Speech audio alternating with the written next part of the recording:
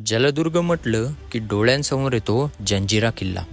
सिद्ध्याच्या या जंजिरा किल्ल्याला आणि त्याच्या होणाऱ्या अत्याचारांना आव्हान देण्यासाठी त्याच्याच उरावर बांधण्यात आला होता किल्ला पद्मदुर्ग. छत्रपती शिवरायांचे स्वराज्य म्हटले की आठवण होते सह्याद्रीच्या दऱ्याखोऱ्यातील मावळ्यांचा पराक्रम. परंतु महाराजांचे फक्त जमिनीवरच नव्हे तर समुद्रावरही तेवढेच वर्चस्व गाठावे याकडे सुद्धा लक्ष होते आणि त्यासाठी बांधण्यात आला होता पद्मदुर्ग किल्ला. तर स्वागत आहे तुमचं स्वराज्यातील आणखी एका नव्या किल्ल्यावर, ज्याचं नाव आहे पद्मदुर्ग किल्ला. मुरुडच्या समुद्र किनारपट्टीपासून सुमारे 1 ते 1.5 किलोमीटरच्या अंतरावर हा किल्ला वसलेला आहे. समुद्रात असल्यामुळे या किल्ल्याकडे जाण्यासाठी बोटिंगचा वापर करावा लागतो आणि बोटिंग कमी अवेलेबल असल्यामुळे आपल्याला 1 ते 1.5 तासाची वाट बघावी लागली. बऱ्याच वेळाच्या प्रतीक्षेनंतर आपण गडाकडे जाण्यासाठी निघतो. गडाकडे जात असताना समुद्राचा एक वेगळाच अनुभव जाणवतो. त्याचबरोबर समोर दिसणारा मुरुड जंजिरासुद्धा आपल्या नजरेस पडतो. किमान 10 ते 15 मिनिटाच्या बोटिंगनंतर आपण मुख्य गडाकडे पोचतो आणि गडाकडे पोचताच गडाच्या 2 भाग आपल्याला दिसून पडतात. त्यापैकी पहिला भाग म्हणजे मुख्य किल्ला आणि दुसरा भाग म्हणजे पळकोटाची जागा. ही पळकोटाची जागा गडाच्या सुरक्षितेसाठीच बांधण्यात आली होती. या जागेवर पाखडी बुरुज आपल्याला दिसून पडतो. हा जो आहे तो आहे पाखडी बुरुज. आता पाखडी बुरुज म्हणजे याच्या नावामध्येच याचा अर्थ आहे. याची जे बांधकाम आहे ते फुलाच्या पाकळीसारखे बांधण्यात आले आहे, त्यामुळे त्याला पाखडी बुरुज असं म्हटलं जाते.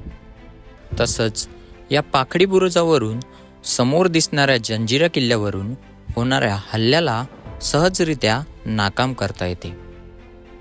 आणि या बुरुजावर एक शौचकूप सुद्धा आपल्याला बघायला मिळते. या बुरुजाच्याच खाली एक खोली आपल्याला बघायला मिळते. कदाचित ही खोली दारू कोठार किंवा धान्य कोठार असू शकते असा माझा अनुमान आहे. जर तुम्हाला याबद्दल काही माहिती असेल तर ती नक्की कमेंटमध्ये सांगा. ही खोली बघितली की समोर एक छोटेसे पाण्याचे टाके दिसून पडते आणि त्याच्याच पुढे गडावरील कोटेश्वरी आईचे मंदिर आहे. कोटेश्वरी आईचे दर्शन घेतल्यानंतर आपण निघालो गडाच्या पश्चिम दरवाजाकडे. पश्चिम दरवाजातून आत जाताच सगळ्यात आधी आपल्याला दोन्ही बाजूला पहारेकरांच्या देवड्या बघायला मिळतात आणि समोर दिसणारा गडाचा पूर्व दरवाजा सुद्धा बघायला मिळतो. अगदी छोट्याशा या गडावर बऱ्याचशा तोफा सुद्धा बघायला मिळतात. छत्रपती शिवरायांचा हा गड कासा या बेटावर बांधण्यात आला होता, त्यामुळेच याला कासागड सुद्धा म्हटलं जाते. पश्चिम दरवाजातून आत आल्यानंतर उजवीकडच्या बाजूला गडावरील छोट्या छोट्या 8 खोल्या आपल्याला दिसून पडतात. या खोलींच्या समोरच असलेली वास्तू म्हणजे गडावरील मस्जिद असल्याचं उल्लेख आढळतो आणि याच्याच पुढे आहे गडावरील सैन्यांसाठी आणि सरदारांसाठी राहण्यासाठी बनवण्यात आलेली जागा. अतिशय सुंदर अशी ही वास्तू सध्या ढासळलेल्या अवस्थेत आपल्याला बघायला मिळते. आता जलदुर्ग म्हटलं की सगळ्यात आधी गडावरील पाण्याची सुविधा करणे आवश्यक असते आणि यासाठी गडावर 3 मोठमोठ्या पाण्याच्या टाक्या सुद्धा आहेत, जेणेकरून समुद्रात असून सुद्धा गडावर पाण्याची कमतरता होत नसे. या पाण्याच्या टाक्याच्याच पुढे आणखी एक वास्तू आपल्याला दिसून पडते. ही वास्तुकला बघितल्यानंतर आपण निघालो गडाच्या बुरुजाकडे जाण्यासाठी आणि या बुरुजाच्या कमळाच्या पाकळीसारख्या बांधण्याच्या आकारामुळेच या गडाला पद्मदुर्ग असे नाव लागले. या किल्ल्याने स्वराज्यासाठी सुद्धा महत्त्वाची भूमिका बजावली, कारण जंजिरा किल्ल्यामुळे सिद्धीचा कोकणपट्टीवर उपद्रव वाढत चालला होता आणि त्याला आळा घालणे स्वराज्यासाठी तेवढेच महत्त्वाचे होते. त्यासाठी छत्रपती शिवरायांनी साम्राज्यगड बांधून सिद्धीच्या जमिनीवरील हालचालींवर नियंत्रण घातले आणि समुद्रावरील हालचालींसाठी पद्मदुर्ग किल्ल्याचे बांधकाम करण्यात आले. ही बातमी कळताच सिद्धी अस्वस्थ झाला, कारण या किल्ल्यामुळे त्याच्या समुद्रावरील हालचालींवर मर्यादा येणार होत्या आणि त्याने आरमार घेऊन चढाईची तयारी केली. परंतु सिद्धीचा बंदोबस्त करण्यासाठी दर्यासारंग दौलत खानाची महाराजांनी आधीच नेमणूक केली होती आणि या किल्ल्याचे रसद पुरवण्याचे काम प्रभाववाडीचे सुभेदार जिवाजी विनायक यांच्यावर सोपविले होते.